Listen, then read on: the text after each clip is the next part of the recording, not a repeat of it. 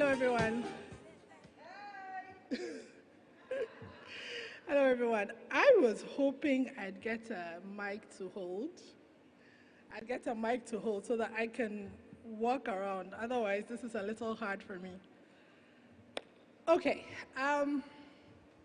Thank you for the invitation, Teresa and the rest of Charterhouse.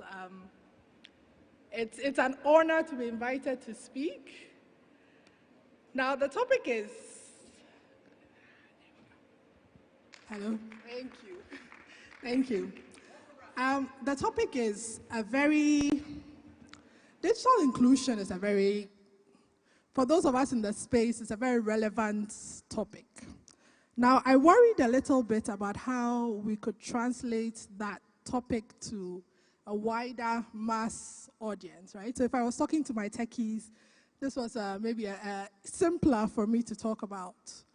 So I'm going to try and speak to the different people that should be hearing the conversation about digital inclusion. Because quite frankly, I think that it's not women that should be talking to other women about digital inclusion. We should be talking to, the policymakers should be in the room, the people that make the decisions, the people that make the strategies. They are the ones that are really going to implement digital inclusivity.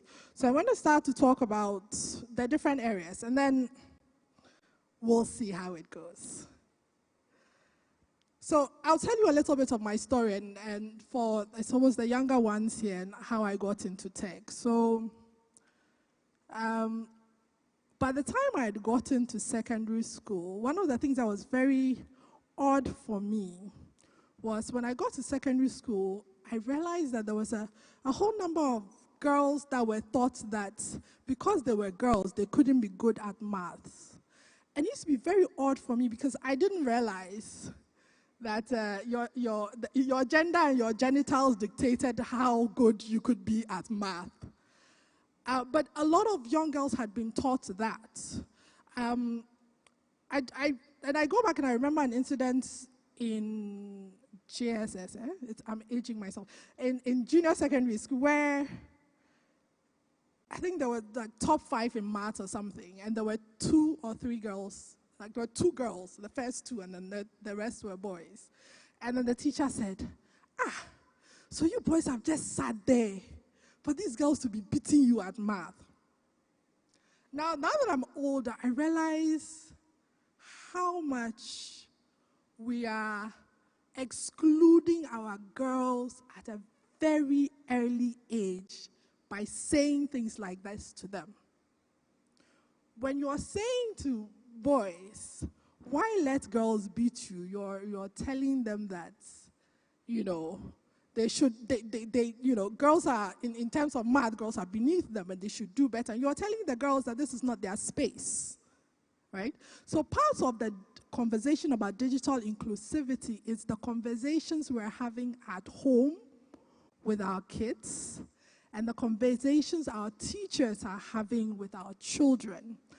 Otherwise, they are dropping off before we reach the decision-making points. Now, honestly, when I got to secondary school, I was sure I was going to become a doctor. I was very sure. And then I didn't like my biology teacher. I didn't like my biology teacher, so that ended my career in wanting to become a doctor. After I left secondary school, I was not sure what it is that I was going to do. There were conversations about going to engineering, whatever. But the thing that pushed me was not that, you could be, you were math inclined and you could do these things. Well, it was the thing that someone told me about the fact that I could use computers to create, right?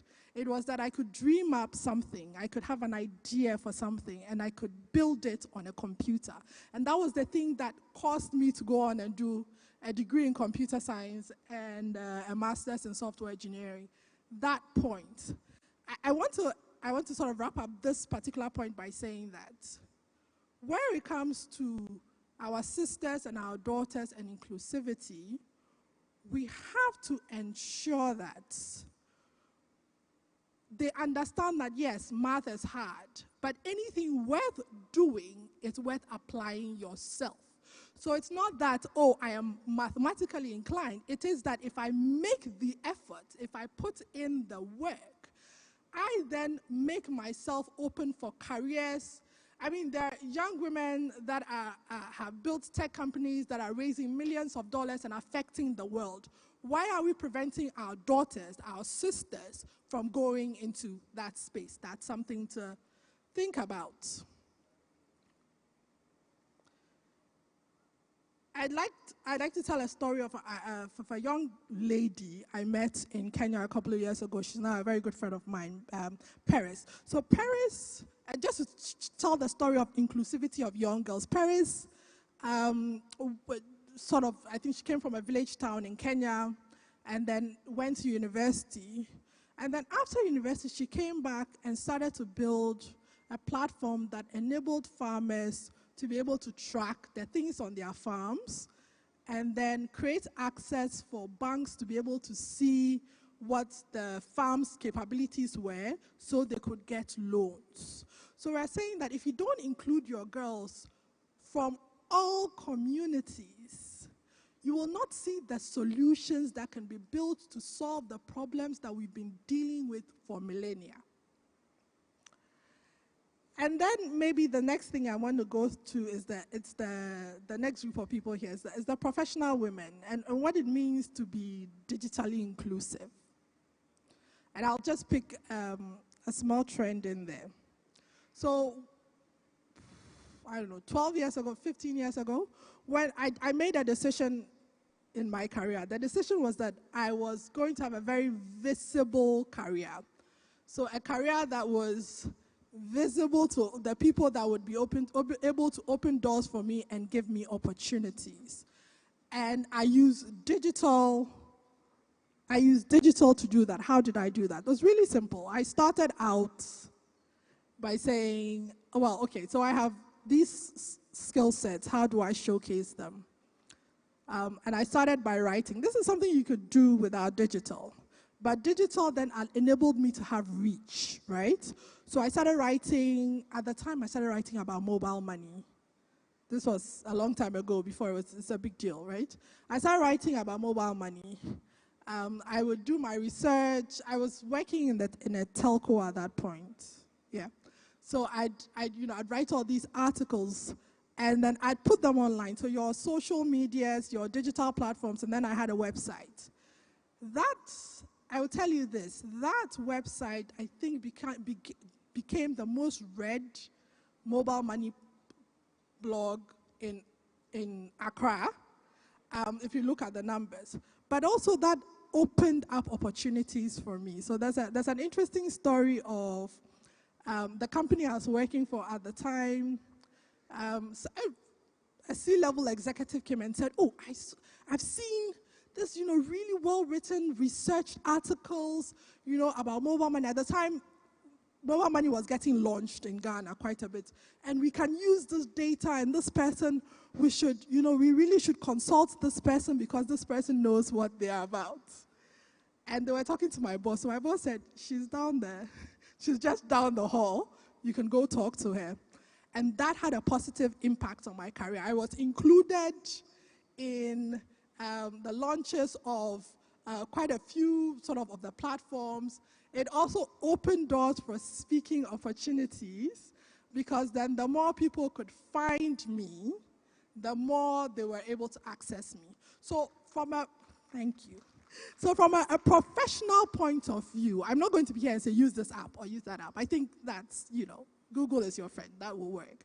But what I'm saying is that the things that you need to do to build your career, example, creating visibility for yourself, digital is great for, and digital can open doors for you. And I'm sure that there are stories here about people that have used digital to build a following and to build career opportunities. Can somebody tell me when I'm getting close to my time? Because I didn't really time myself. Then the next audience I'm going to address is policymakers and governments. So when you want to have the conversation about inclusivity, you have to have two types of conversation. You have to have access, and you have to have affordability. So access meaning that if I'm in a village in northern Ghana, I should have a modicum of internet. I should be able to get access to a smartphone. I should be able to get access to the equipment and digital, and that starts even in the schools, right, from computer labs. That's, in terms of policy, we need to design policies that give people access to these things. The next part of that is affordability. So one of the global pushes is to ensure that data in a country should cost 1% of the average salary in a country. Why? Because there is a direct correlation between increased use of internet and growth in GDP. I mean, it's a straight line. You can see it, right? So the more people you give access to the internet to, I know sometimes the conversation is that the kids are abusing the internet and they're using it to, fine. But even in that level of access, there are opportunities to learn, right? And so imagine children in a rural village being able to access the level of learning that the kids in Accra access. Imagine that the kids in Accra are able to access the level of technological learning that the kids in San Francisco are learning. That's what access and affordability means. And so part of that conversation is, if you are, and we've done some work with the Vice President's office and also with the Skill Sector Board.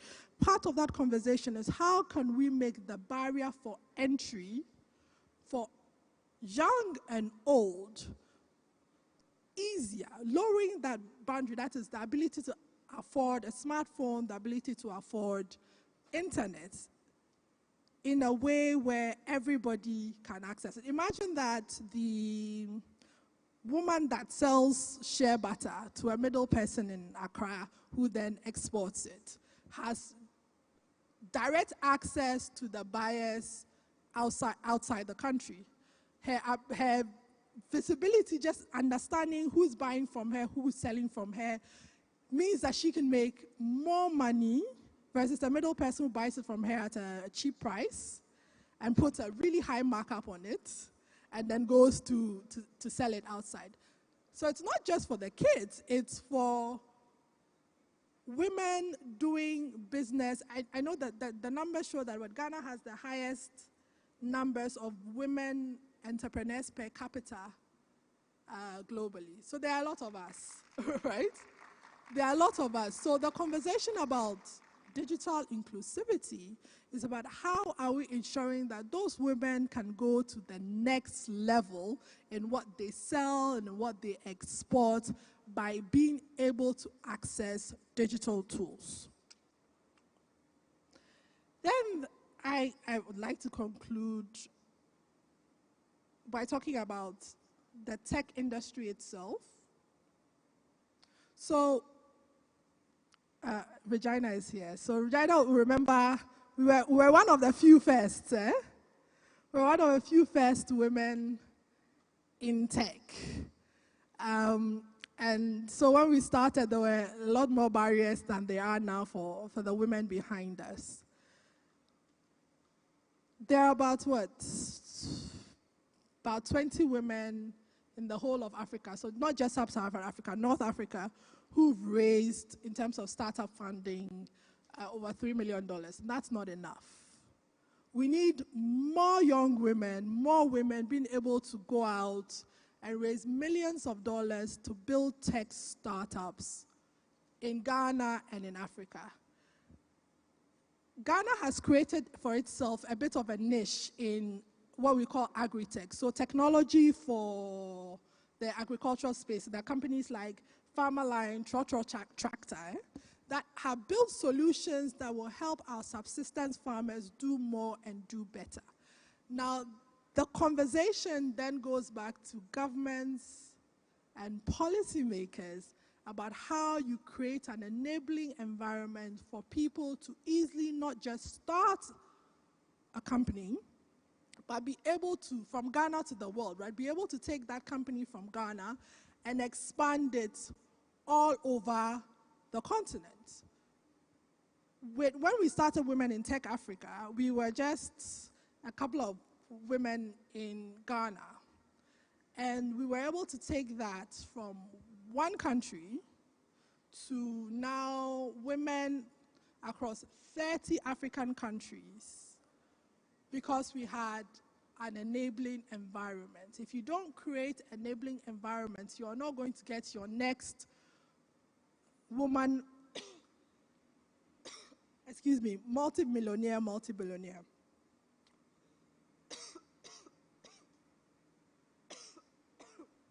Excuse me. So I think my cough has told me it's time to get off stage. So, thank you. Thank you.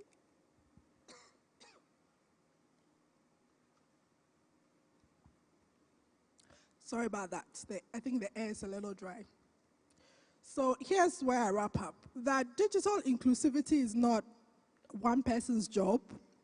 It is multiple hands across multiple sectors.